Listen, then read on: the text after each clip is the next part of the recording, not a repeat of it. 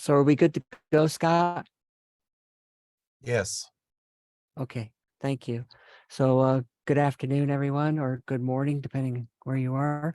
I'm Steve Hadcock, National Chair of the Scholarship Committee. We welcome this opportunity to share a little bit about the NACA Scholarship Committee program, what it does, how you can participate and get involved. Let's get started. In the chat box, I just thought of this. In the chat box, if you would introduce yourself, and are you a state chair, a state chair, or what draws you to be here today and be part of this webinar?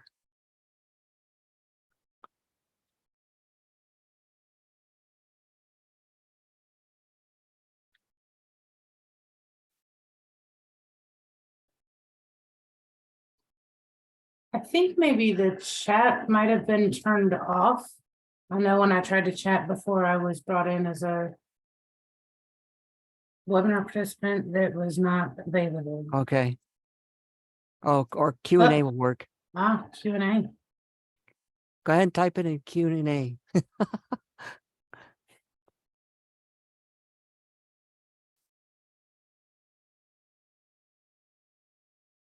Here we go. I think I've turned chat on. Okay.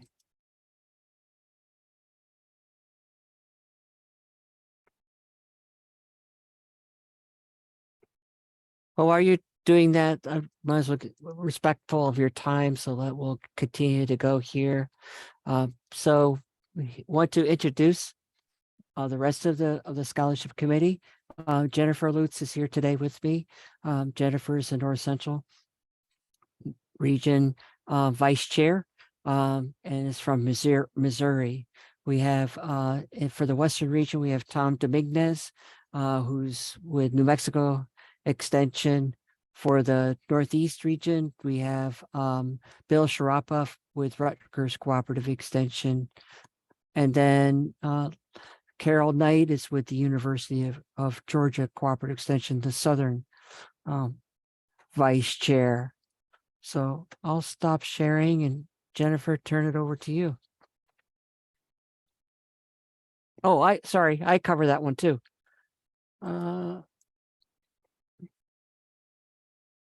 If you just want to keep the presentation up, I'll let you advance the slides until Yeah. we're ready to share. That's fine. Yeah, websites. I think that'll be easier.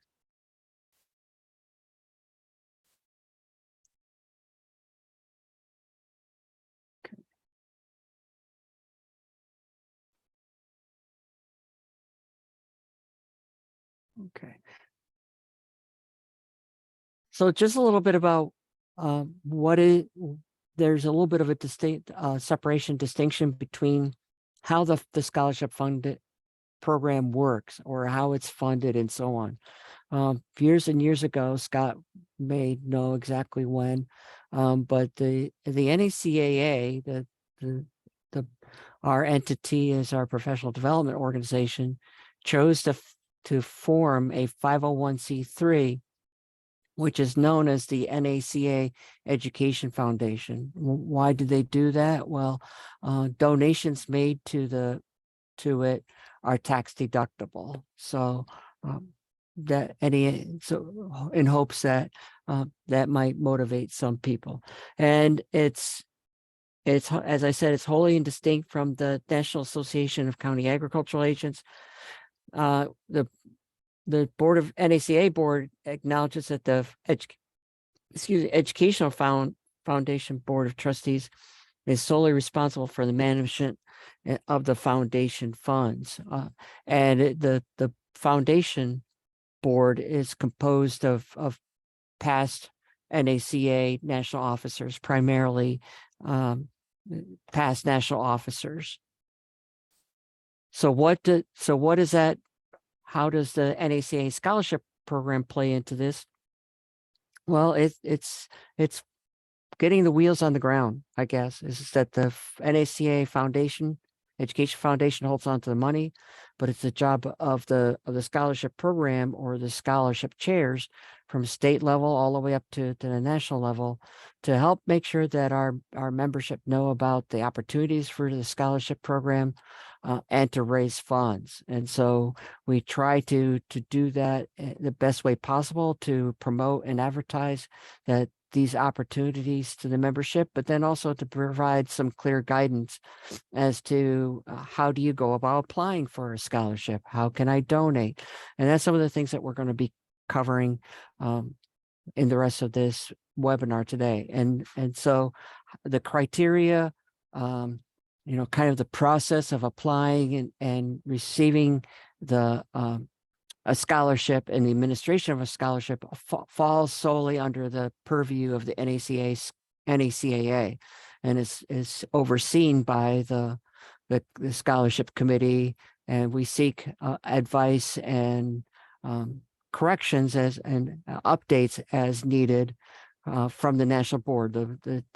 The vice chairs and the chair, we make recommendations to the national board for changes in like criteria or something else or new programs. We'll talk about one in a minute.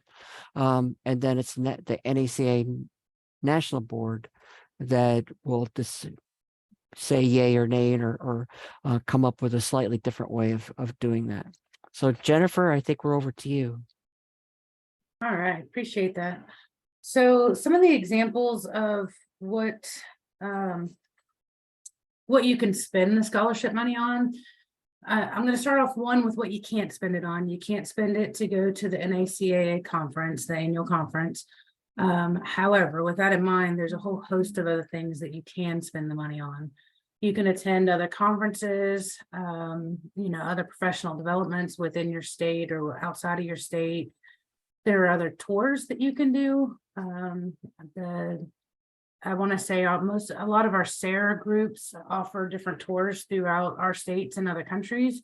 You can use it for graduate degree, using it for tuition, and it can be both individual and group. But however, all group members have to meet the individual eligibility requirements that we're going to talk about here in just a minute. So, Steve, you want to go ahead and advance that?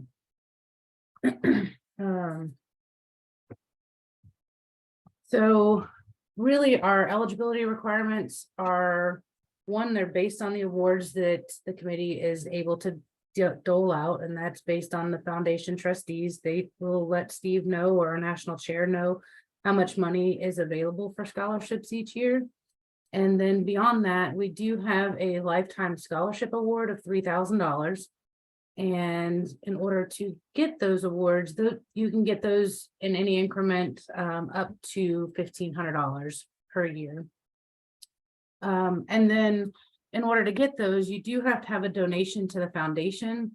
You have to at least make a $100 donation to receive up to $1,500 in scholarships, and an additional $100 donation to get that other additional $1,500.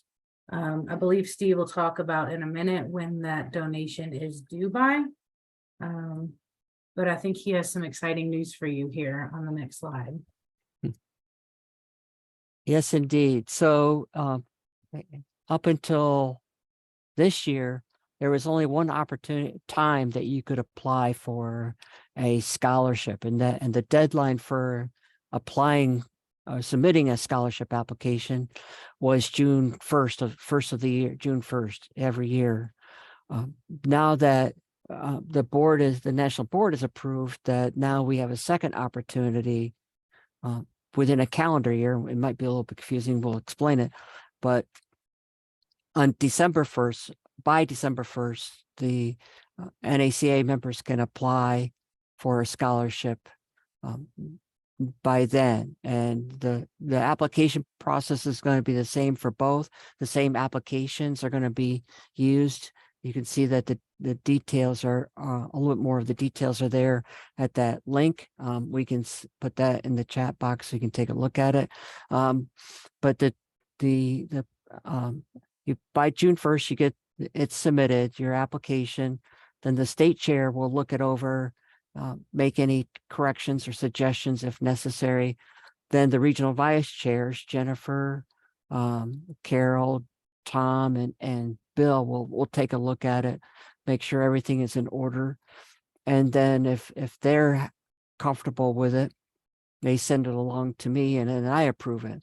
And then for the June 1st, a little bit of a hiccup this year because the AMPIC is a little bit later this year, but all of the scholarship applications that are received but during the June 1st deadline will be reviewed at the AMPIC in August in Des Moines. I anticipate that who reviews these?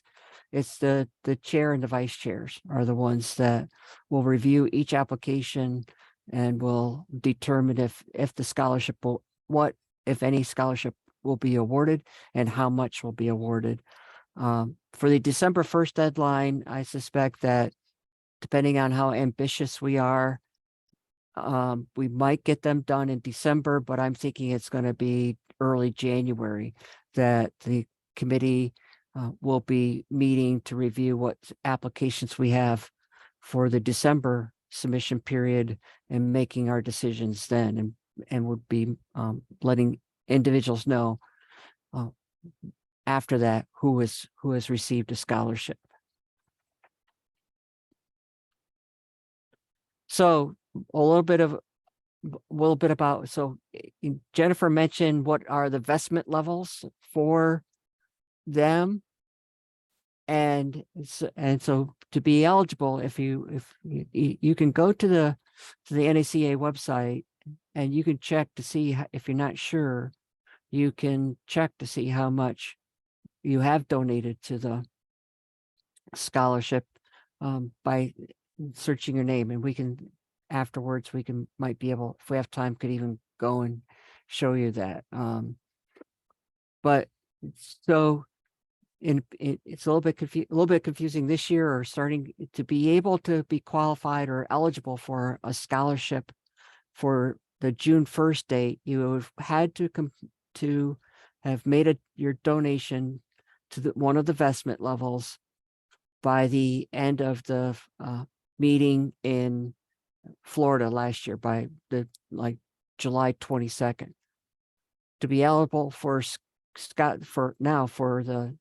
be eligible for a scholarship for the December 1st and for the June 1st of 2024. You will have to make a donation by August 17th, 2023, or essentially the end of the Iowa AMPIC. Is that clear? Does that make sense?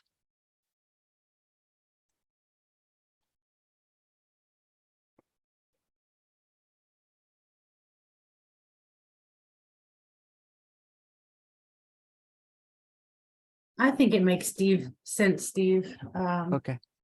So our panelists can't talk, so we do have to wait for the chat. And if anybody would like to talk, you're welcome to raise your hand and we will unmute you.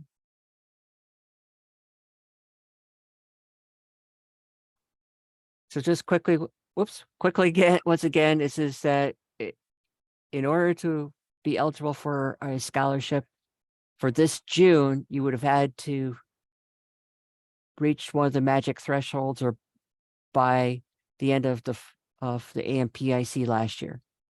For the December 1st deadline and for the June 1st deadline of 2024, you will have to have reached those donation thresholds by the end of the Des Moines. So that's, if you have any questions, please feel free to reach out to any of us, in your regional vice chair or myself, and we're happy to go over it some more with you.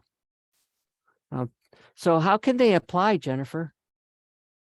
Yeah, so applications are actually pretty easy. I'm gonna kind of steal your screen share here. And You want me to stop sharing? I think I can just do it. I think I can steal it. Yes, I Oh, can. you can. All right. So I'm going to steal the screen here and show you as soon as I get rid of all of these pop-ups that are hiding what I can see. So this is the link on the screen will take you to our awards applications. And for that, you will just go ahead and log in. And I'm gonna go ahead and log in. And when you start with the awards application and log in on that screen, it will take you, or the scholarship application, it will take you straight to the application page. Note that it's got my information up here because I'm logged in. And so I'm the member, and the amount requested you would fill in, your specialty area, your current position, and how many years in extension you've had. And then if you have any other members that are going to be filling out the application with you, you can search for those members and the amount requested per member. And you can do that for as many as you need. And then the total estimated cost of training, we want to put that total in here so that not just what you're requesting from NACA, but the total amount of that training. And then any amount received from other sources you'll want to include here, just so we can kind of see where, you know, where all the money's coming from and who's supporting this training and that sort of thing. And then any other funding sources, whether it's salary, personal expenses, you know, any of that stuff, go ahead and indicate where they're coming from. And then this is really important that we do have to have training. You do have to use the money for training within the 12 months of the date of the scholarship award. We may have to look at some of these dates on here, Steve, now that we have the December application period as well. Technically, it's actually, it has to be completed prior to the start of the following AMPIC. So actually, those applying this year will have to have completed whatever they applied for the scholarship before the 2024 AMPIC takes place. Okay. And so go ahead and put the starting date of your training activity.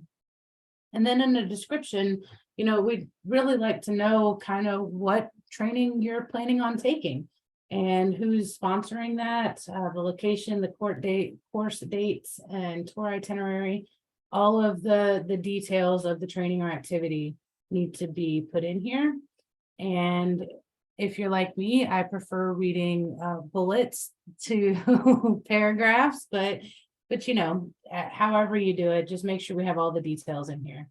And then the justification, why do you want to take this training or activity, and how is it going to benefit your professional activities? What knowledge are you going to gain, and pretty much how are you going to use it? And then there is a spot down here for a detailed budget. And so whether that's tuition or fees or just participant fees, any of those kind of things, lodging, meals, travel, all of that stuff you'll want to include in your finances. And I don't know that it's going to let me click this button, but we're going to try it. Oh yeah. And so it yelled at me for all the things that I don't have in here.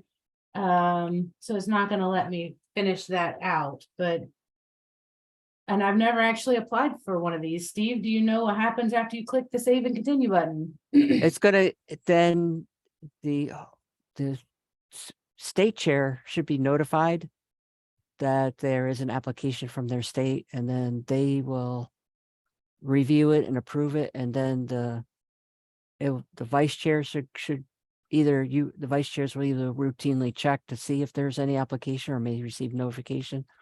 And then I, as national chair, will keep checking to make sure and review what applications have been submitted and approve them as appropriate.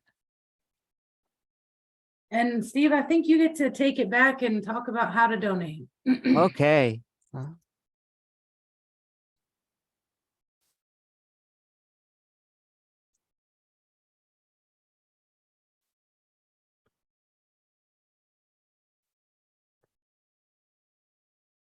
So just a couple additional things that I would just mention is thanks, Jennifer, for a great job in going through that. You know, one of the things that the committee looks at is we tend to are not as friendly towards or willing to fully fund scholarship request that where 100% of the scholarship is going to cover the cost. We really like to see that there is money from other sources, whether it's personally that you are taking it out or if your college or university,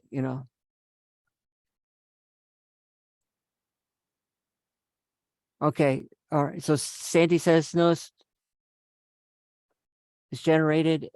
That depends on when you did it, and maybe Scott might be best is for Scott to jump in here to clarify that. Not for nothing, Sandy, I would say just make sure that your state chair is checking to see if they have received any. They should be, end of May.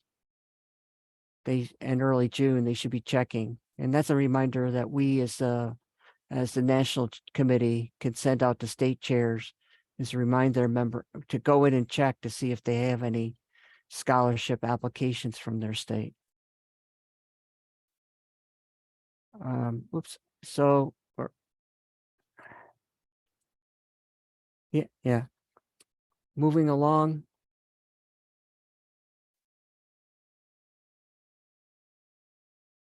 Oh, okay. I'm going to stop sharing. Let me quickly bring up the site.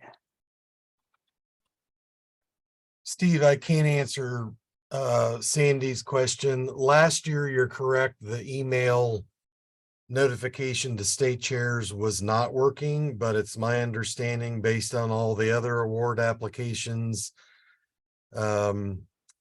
that have recently been done, not scholarship related, but for all the other ones, we did get that implemented this year.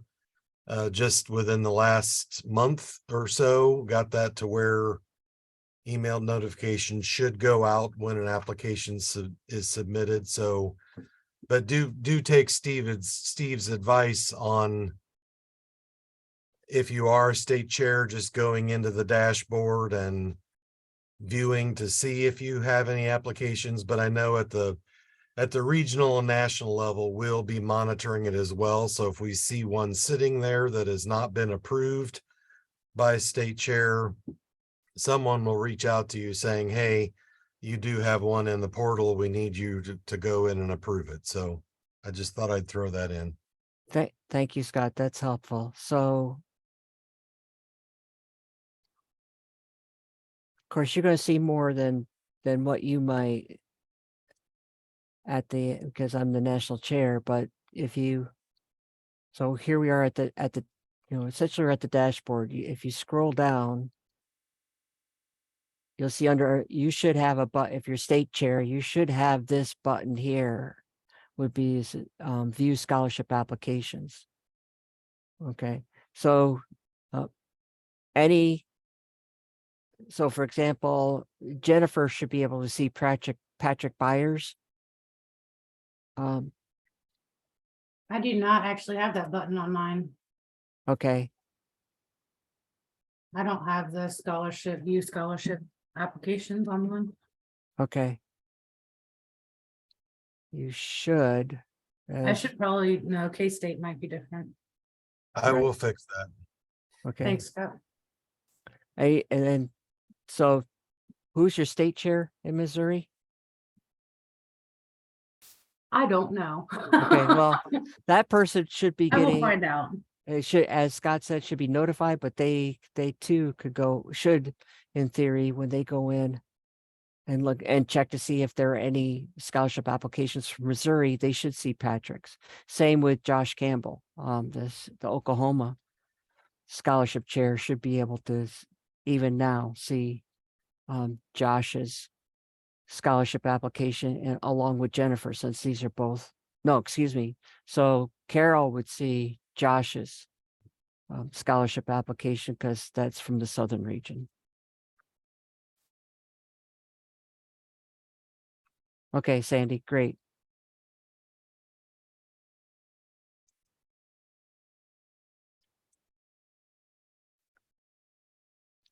So moving along. So how can you go about being able to get to those what are the ways that you can get to those vestment levels so that you can participate in the scholarship programs. One way is that you can actually go to the NACA website, and I'll talk a little bit more about that in a minute. Another way would be is that is essentially at the AMPIC, and that is that you can buy a scholarship. Whoops, what did I do? Oh, I'm going the wrong way. Gotta go back one. Is that you can at the AMPIC, you can buy scholarship raffle tickets or more. They're gonna stay at $20 each. You can either pay by check or cash. You can also use PayPal or debit or credit card to pay for them.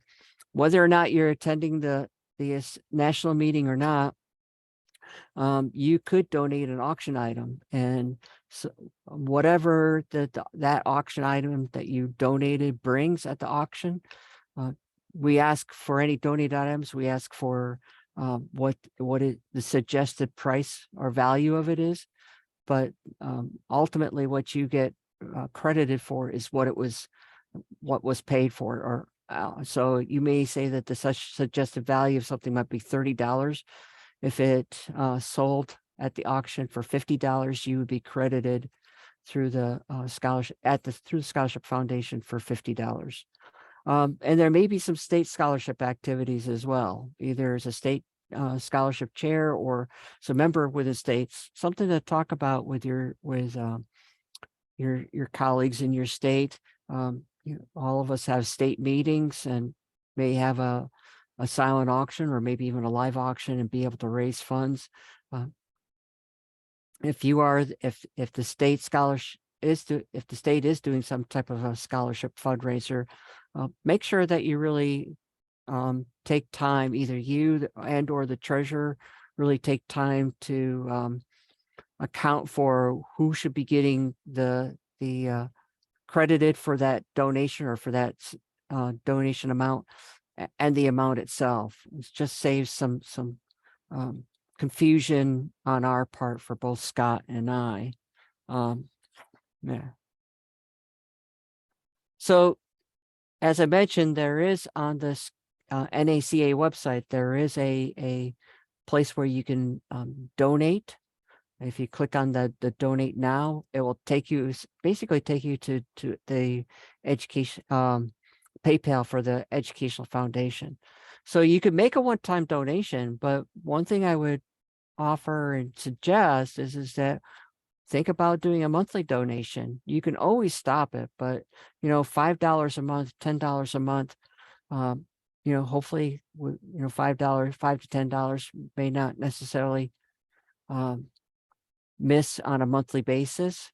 And at $10 a month in 10 months, you've raised $100 and have reached one of the thresholds. So something to think about. And then once you've reached, we of course would welcome you to continue to make a donation to the foundation and not stop it on a monthly basis. But once you reach the investment level that you're interested in, you can always go into PayPal and discontinue that. So back to you, Jennifer. All right, so a couple quick things, and I am going to steal the screen one more time.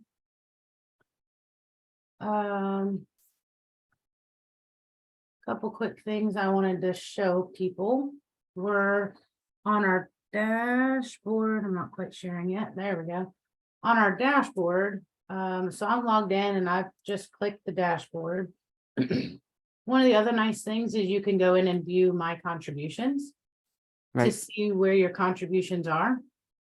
And so I just got started in my contributions. So I don't have very much, but I invested at that $100.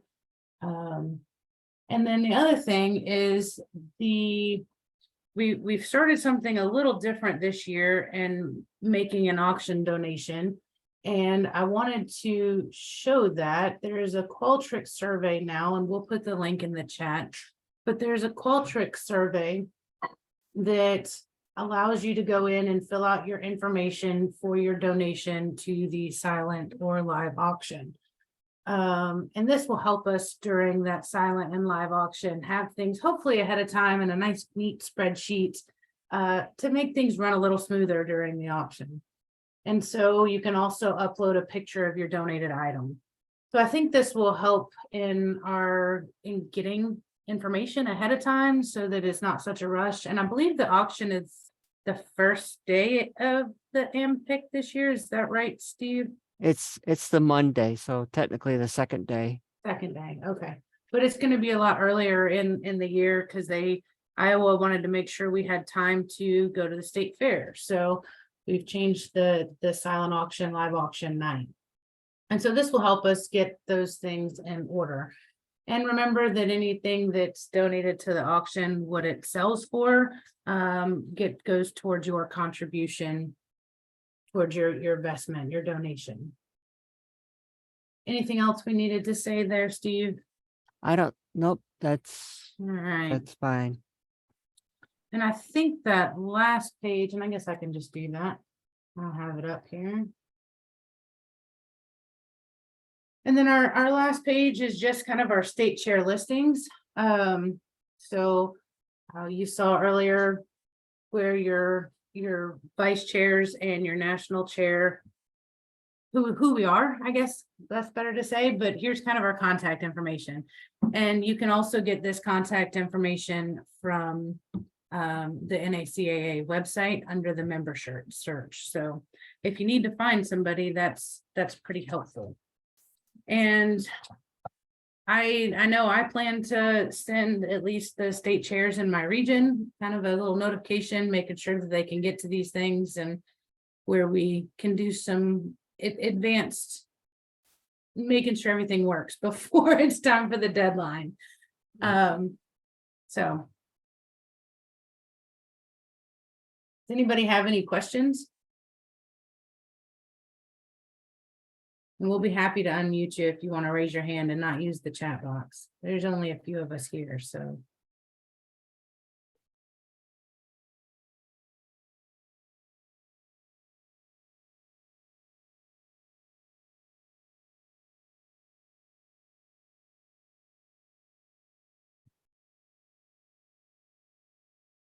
Did all of your questions get answered?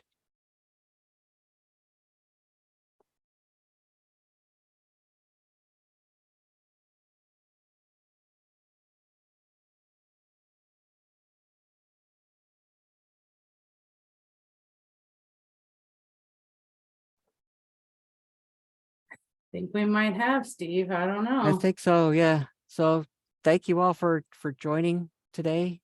Oh, okay. Oh, good. Good, Sandy. Oh, great. Excellent. Awesome. Glad to hear that.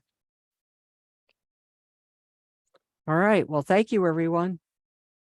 Thank you for taking time out today to come and visit with us today. And this will be, it has been recorded and will be up on the NACA website so that you can refer back to it at any time. Take care. Thank you, Scott, for your help.